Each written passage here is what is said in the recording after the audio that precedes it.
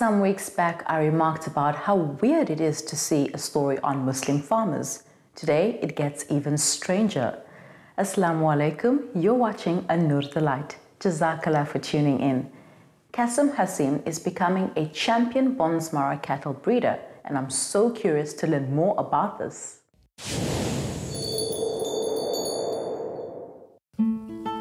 Cattle farming in South Africa has always been the preserve of the few, which were further entrenched through apartheid policies that supported white farmers and excluded black farmers. This is changing, although slowly, and one of the people at the forefront of successfully turning things around is Kasim Asim.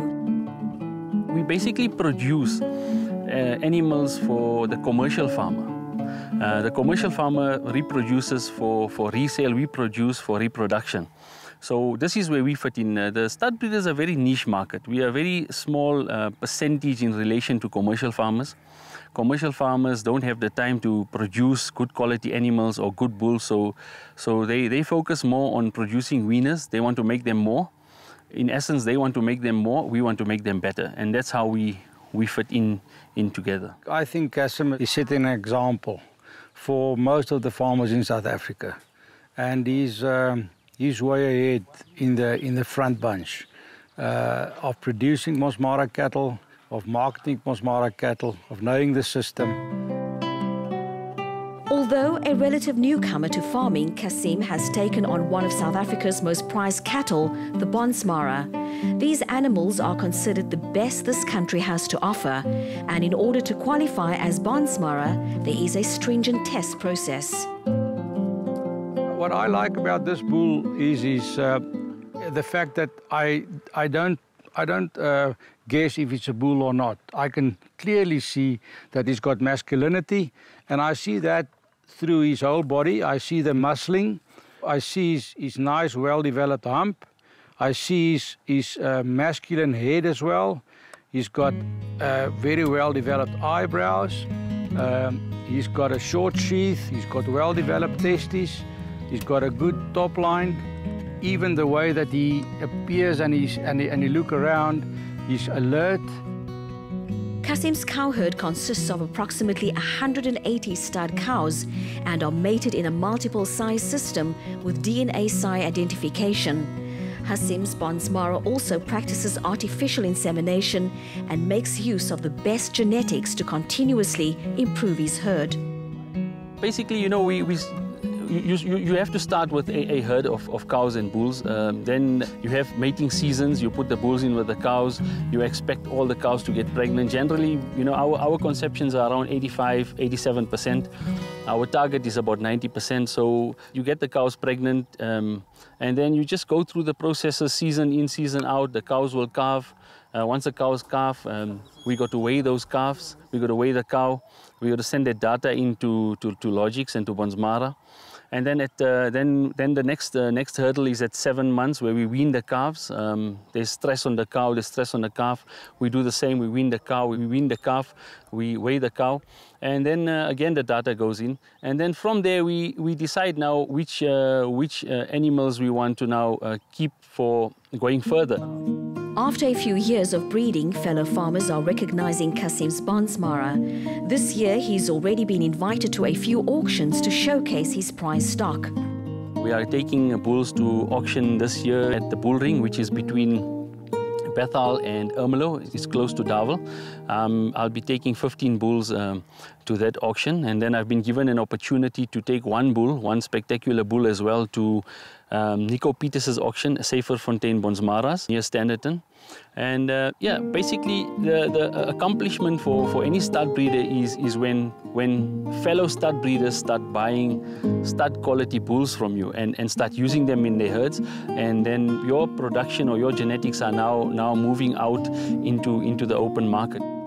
Kasim Asim is becoming a South African farmer success story like few others can. As one of only a handful of Muslim Indian farmers, he is setting the bar and will be leaving a mark on an industry that was once considered out of bounds to people like himself. I'm sure you will agree with me that Kasim is not only breaking the mold, but clearly up there with the best of them. Maulana Bam is waiting to share his answers in this week's Q&A.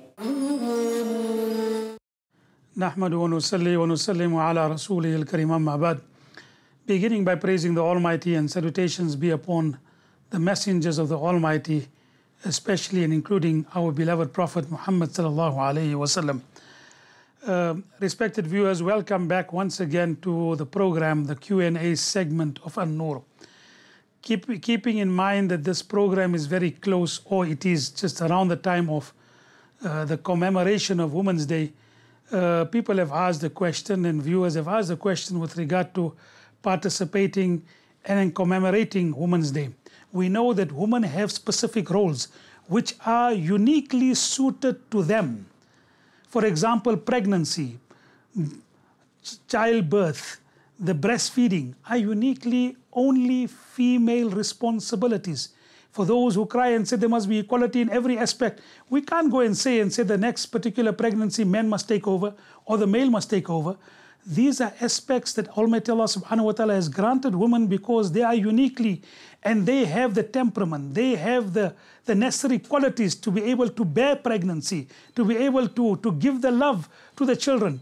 So it does not mean, and this is for us the paradox, and for us sometimes maybe where we do find it difficult to understand, that the modern world have made women feel that they are only valued if they enter the realm of the male, or they are only valued if they are looked upon as being equal to men. No, you don't have to be an equal to men or to compare yourself to a man to be able to find your worth. You are worthy the way Almighty Allah subhanahu wa ta'ala has created you. And if you are commemorating that fact, there is absolutely nothing wrong in it from the Sharia point of view. One other important point that has come up, I have to travel often for work, but I can't always have a mahram as the cost involved does not allow for this. Is it permissible? And if not, do I have to give up my job? Bear in mind, there is a hadith of Nabi Karim Sallallahu Alaihi Wasallam which has said a woman cannot travel alone for within, over a certain distance. Now, ulama have looked at that particular hadith. It's a command of our beloved Nabi Karim Sallallahu Alaihi Wasallam. It's a saying of our beloved Nabi Karim Sallallahu Alaihi Wasallam which cannot be disputed. The reason behind that is to provide safety for our female. It is to provide safety for the female, that she never becomes in her travel in a place where she is vulnerable. So that is the law. That is the law. If there are any exceptions, then those exceptions remain exceptions to the law. Whatever exceptions there are, we ask Almighty Allah subhanahu wa ta'ala for forgiveness if we practice upon the exceptions, but the law remains the law. And we should try our utmost at all times to abide by the law of the Almighty. Wa akhiru da'wana alhamdulillahi rabbil alameen. As apartheid laws have fallen, Muslims have moved into new areas, and with this comes their places of worship. There are, however, some objections from people who either don't have a good understanding of who Muslims are or are still stuck in the past. We explored this topic.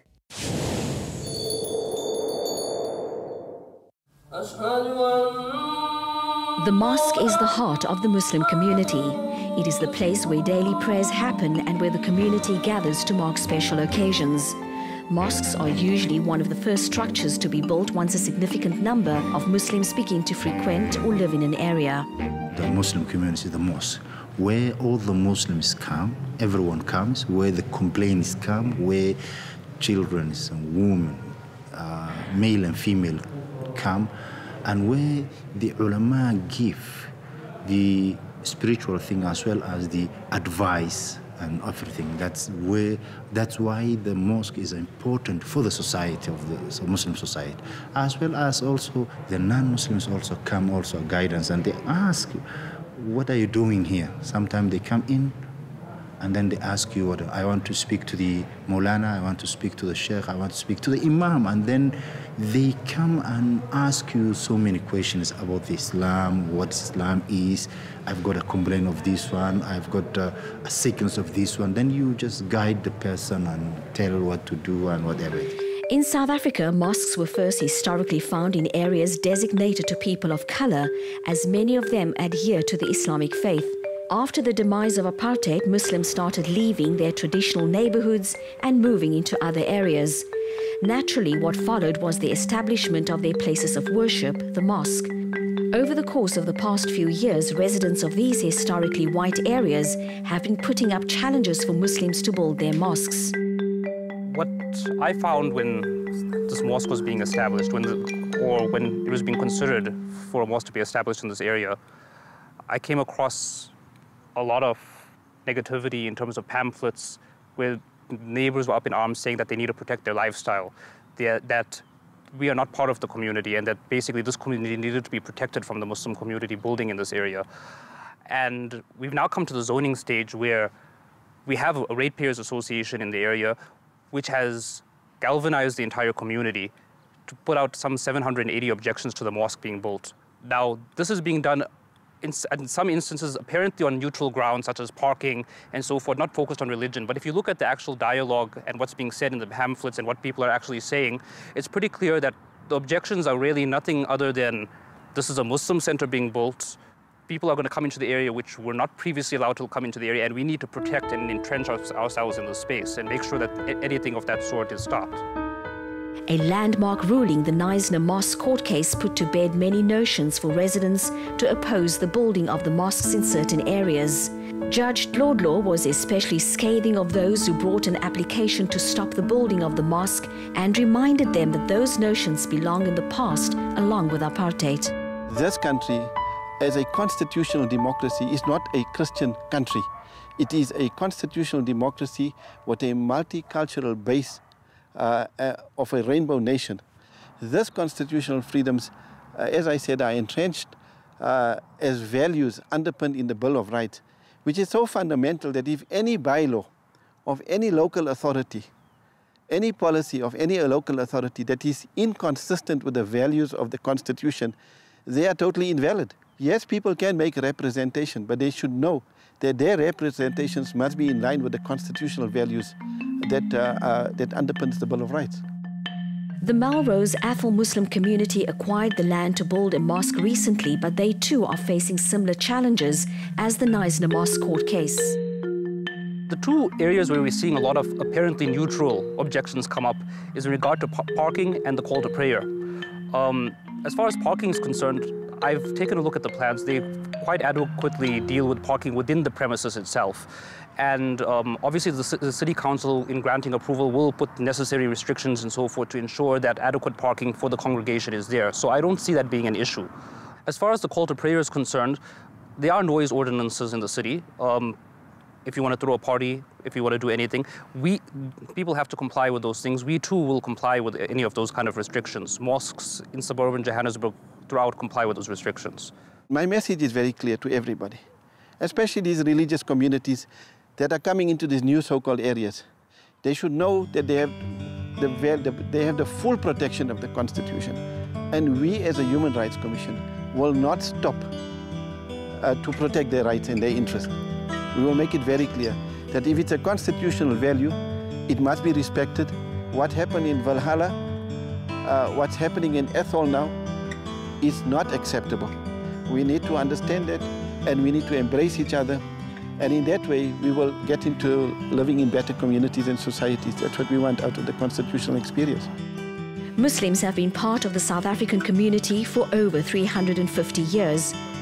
Their history is inextricably linked to this country, and they've helped build this country just as much as anyone else.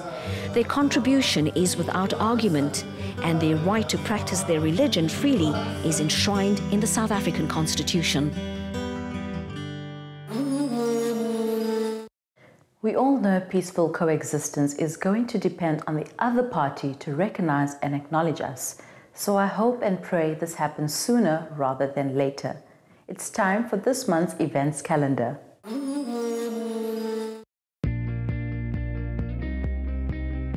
The Sakina Foundation presents an introduction to Hadith course focusing on covering select chapters of the famous Hadith text, Riyad al-Salihin, compiled by the great scholar of Islam, Imam Abu Zakaria Yahya ibn Sharaf al-Nawawi.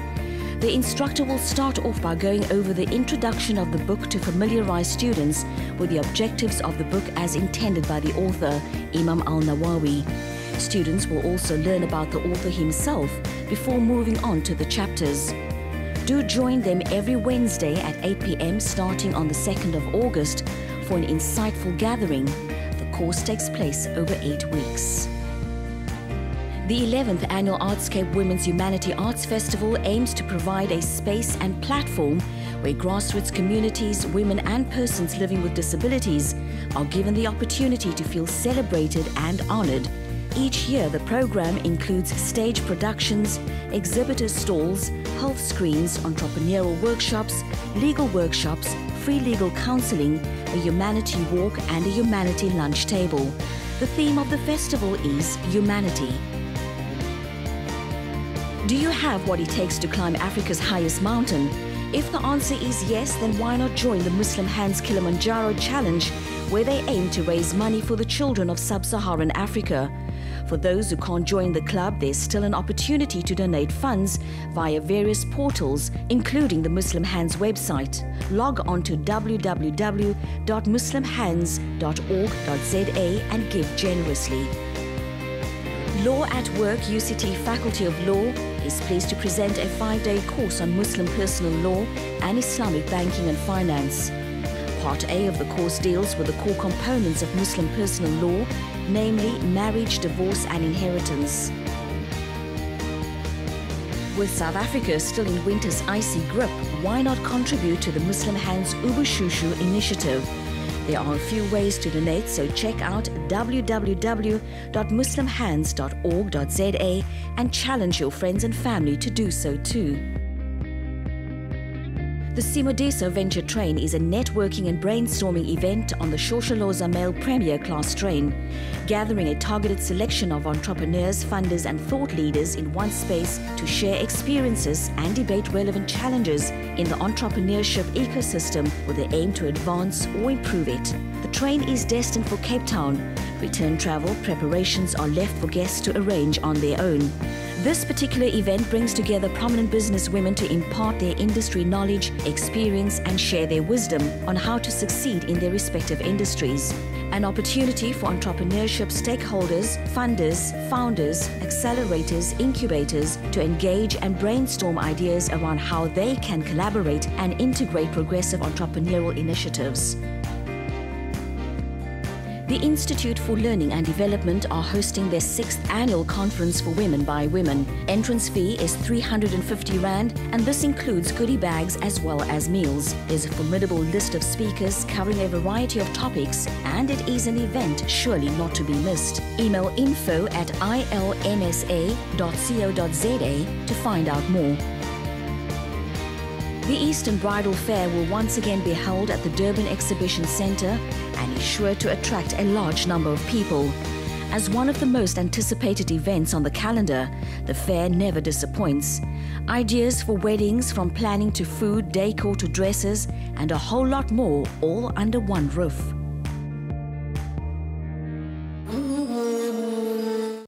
If you have something happening in your neck of the woods, please do let us know in advance.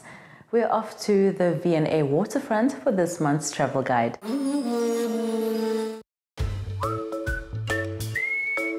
The Two Oceans Aquarium acts as a sanctuary as well as a place of learning where visitors can get first-hand experience of sea life and animals found within. One of the most popular attractions are their penguins. The penguins that we do encounters with are not from South Africa.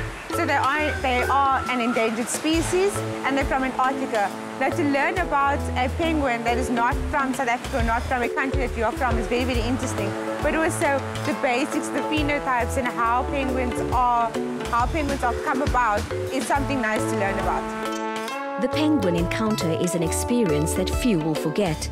It takes visitors behind the scenes of the aquarium where they learn about the foods that penguins eat, as well as safety tips before being taken into the penguin enclosure. Penguin encounter is basically you having an interaction with a penguin. There are various age groups that can be part of our penguin encounter experience. So basically, we would start from the age of 8 years old. Penguin encounters happen from Tuesday to Sunday. On a Monday, they get a break away from people. On a Tuesday to Sunday, we have one session a day from 12:30 to 1 o'clock. Apart from the educational value of these trips, a good portion of the money used to pay for this is put back to fund conservation purposes.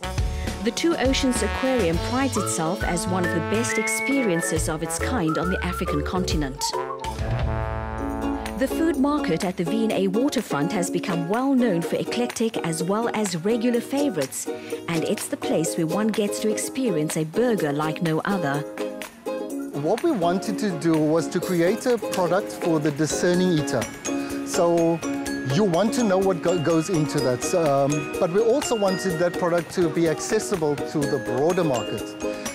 So we want from the CEO to the entry-level worker to come in and to give us a try. This burger joint pumps out delicious tasting burgers and has very quickly built itself a loyal customer base. It borrows from the market's ethos of using only the freshest ingredients to create meals that linger long after the taste is gone. Basically, if you're reminiscing about those really messy meals that you would have had as a kid, but you're concerned about its wholesomeness, we're the place for you. Because we try as far as we can to use small suppliers, only wholesome products, nothing is overly processed or anything like that. Foodies of the world agree these burgers are definitely worth their weight and customers return time after time. No visit to the V&A waterfront would be complete without a ride on the now famous Cape Wheel. The structure in itself has become part of the iconic imagery of the waterfront and will remain for a long time still. Cape Wheel is one of the biggest icon attractions in the waterfront, or shall I say in South Africa. It's one of the only places that gives you 360-degree view of splendid nature. The one side you've got Robben Island, and the other side you've got Table Mountain, and you've got the waterfront precinct, which is, I think, one of the best things that you can find in Cape Town.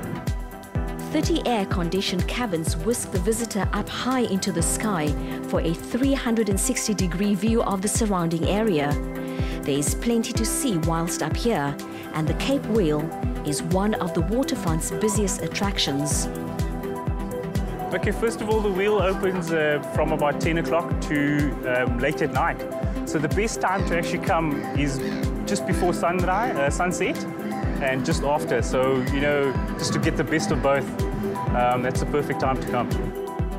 With experiences such as these, the V&A waterfront remains the #1 tourist destination in South Africa and continues to attract young and old for a day or days of fun. Aren't penguins just the cutest creatures on earth? And I heard those burgers are life itself. Now you know where you'll find me after the show. Yes, it's that time to love and leave you. From me, Mari Mokwanda, Salang Handle, Assalamu alaikum.